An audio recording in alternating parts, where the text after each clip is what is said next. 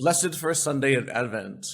My name is Father Jay Woods. I am a friar, Franciscan friar with Holy Name Province and stationed here at St. Anthony's Shrine in downtown Boston. It's a pleasure for me to be able to share these words with you, this reflection with you on the first Sunday of Advent. This coming Sunday, I will be guiding an Advent retreat for the LGBTQ community at St. Cecilia's parish here in downtown Boston. As I began to reflect and prepare for the retreat, I took a look at what old Merriam-Webster defines the word Advent. It says that Advent, lowercase a, is the arrival of a notable thing or event. My preaching professor would say that starting with a definition like this is a terribly banal idea and don't do it. And I couldn't agree with him more. However, while this is true, and I completely do agree with him, it did lead me to think, given all that we have been through lately, as a country and as a world, are we on the brink of a new Advent? What are we on the precipice of? Today we begin year C of the liturgical calendar. And unlike A and B, we don't hear from the prophet Isaiah, but we hear from four other prophets, Jeremiah, Baruch, Zephaniah, and Micah, who shed light and hope on the despair the Israelites were experiencing. In fact, they not only instill hope, they remind the Israelites that they are God's children, that God will never forget God's covenant with them, that they are God's own possession. Today, the prophet Jeremiah tells the Israelites that the time is coming, and Advent is on the horizon, when God will keep the promise God made to the house of Israel and Judah. The time is coming when God will raise up a descendant of David to do what is right and just in the land and secure safety. Jeremiah tells of a time when the Israelites will experience an advent of justice after a time of persecution and exile. Now, the reason the Israelites were in exile in the first place is because they continue to fail in keeping their covenant, their side of the covenant. But as we know, we might forget our side of the covenant, but God does not. God welcomes us back each and every time. These past few years have allowed us to slow down and to really ask the question, how are we keeping our side of the covenant? Through the lens of the greatest commandment, I ask us these questions. Are we faithful in our worship of the one true God, or have we taken to worshiping gods of an ideology or a demigod? Have we built altars to false human gods who deceitfully promise salvation? Do we love our neighbor as ourselves? Who is my neighbor? Jesus is asked by the lawyer. And the answer is everyone. Especially as we grow more digitally interconnected, our neighbor is everyone. Republican, Democrat, poor, rich, liberal, conservative, gay, straight, transgendered, cisgendered, regardless of race, regardless of religion. Our radical call to discipleship demands us to love and to be in good relationship with everyone. Lastly, do we love creation?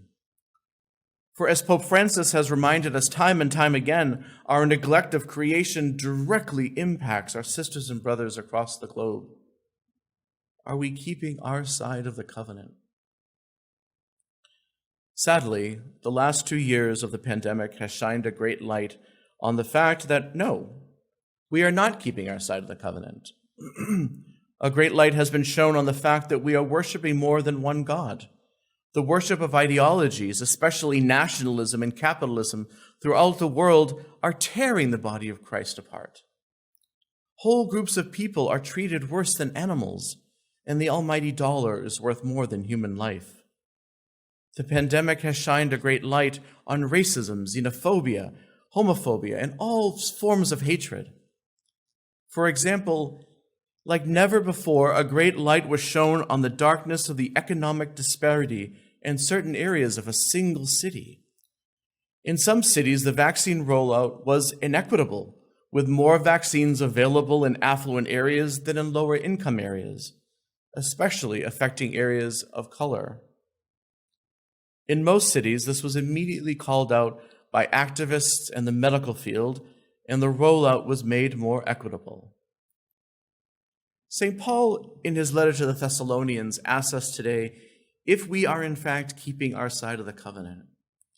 May the Lord make you increase and abound in love, he writes, for one another and for all, just as the love we have for you, so as to strengthen your hearts, to be blameless and holy before our God and Father. But this isn't enough for St. Paul. He asks, if you are already doing all this, do more. Take your love of neighbor and love of God even further. To be Christian, it isn't enough to love the neighbor living next to you. Go the extra mile. Prepare a way for the Lord. Prepare a way for a new Advent. A new Advent where we truly know that Emmanuel, God with us, is actually with us. That Emmanuel is in our presence.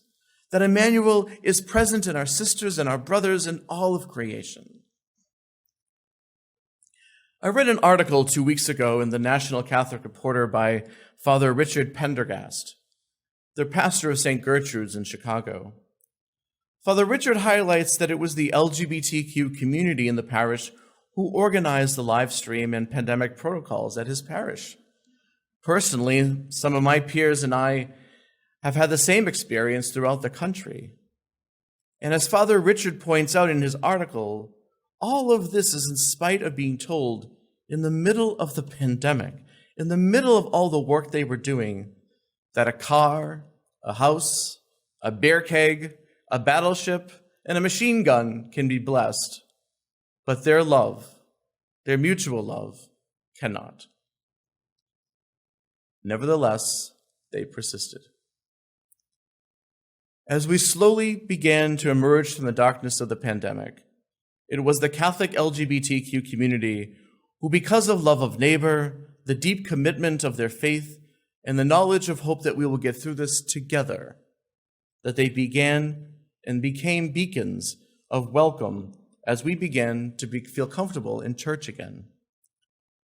Despite language of hate which permeate archaic church documents and church hierarchy and members who continue to spout hurtful and damaging words which cause severe trauma, faithful Catholics who are lesbian, gay, bisexual, transgendered, and queer continue to persevere and live out their faith emphatically. The lived experience of trauma, minority, and persecution has opened the hearts of the Catholic LGBT community to empathetically care for others experiencing persecution and life at the margins. In this way, the LGBT community has become what Henry Nouwen calls wounded healers.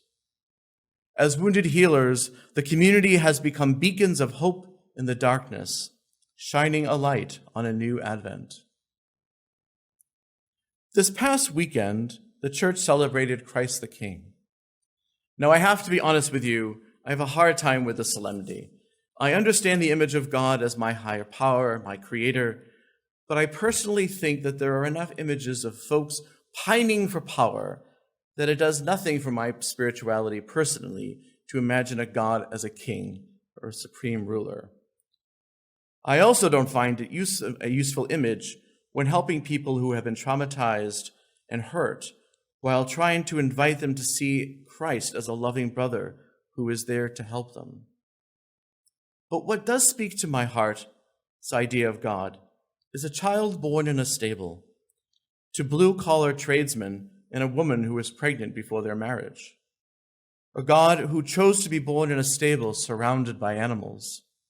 A God who chose to be born outside of the parents' hometown because the parents were forced to travel 90 miles by an occupying government.